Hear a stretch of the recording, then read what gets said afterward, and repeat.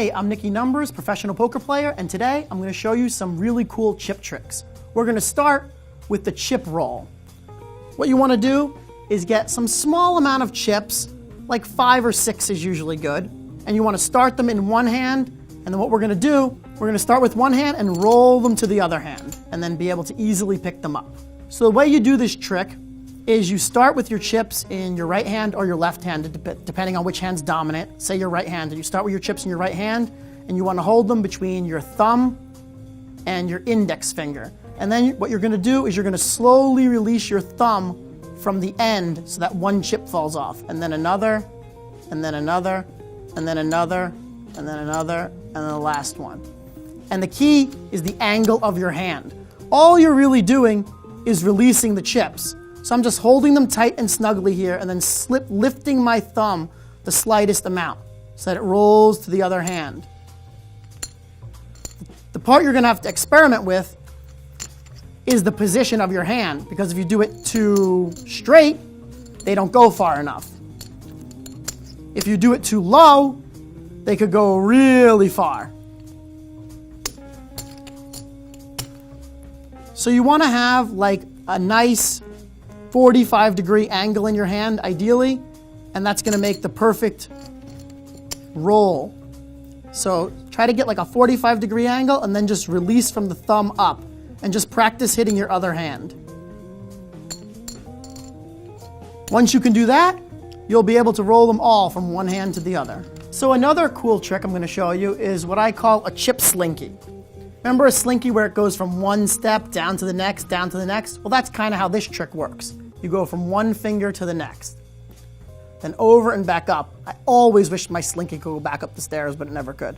So the way you do this trick is you start in between your thumb and your index finger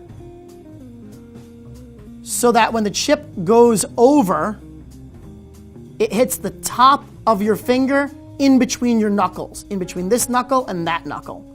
So you can see how it works by just balancing a chip there and seeing how you can kind of get it with the other finger. So you just start with your thumb and your index finger, and then you kind of let go, and the chip falls. If your finger is away from the other finger, then when you touch it, you'll be able to create just enough friction to flick the chip over. And then again, and then again. Now the last one is tough because most people don't have a whole lot of pinky strength, but you're just squeezing the two, so you don't need much. Then your thumb comes from underneath and does all the work. So it goes like that. Another chip trick I want to show you is called the up and over. You start with 3 poker chips, and you put them in your hand, and then you flick it. One to the next, to the next, to the next, to the next. The key to this trick is to use 4 fingers well. You want to use your ring finger, your middle finger, your index finger, and your thumb. However, your thumb cannot be responsible for holding the chips at all. So all I'm doing with the thumb is lifting. I'm just lifting. It's staying planted on my index finger. That's the anchor. So my middle finger is not moving at all, and my thumb is using pressure against the index finger to lift it up gently. Once you're able to lift it up a little bit, it can just kind of fall back. I'm not really doing a whole lot of work to guide it back once it's up and over. I'm just putting the slightest amount of pressure from my thumb to my index finger and then pulling it back. So that's how you do some cool poker tricks. And what it will do is it will show players at the table that you're playing with that you have some experience.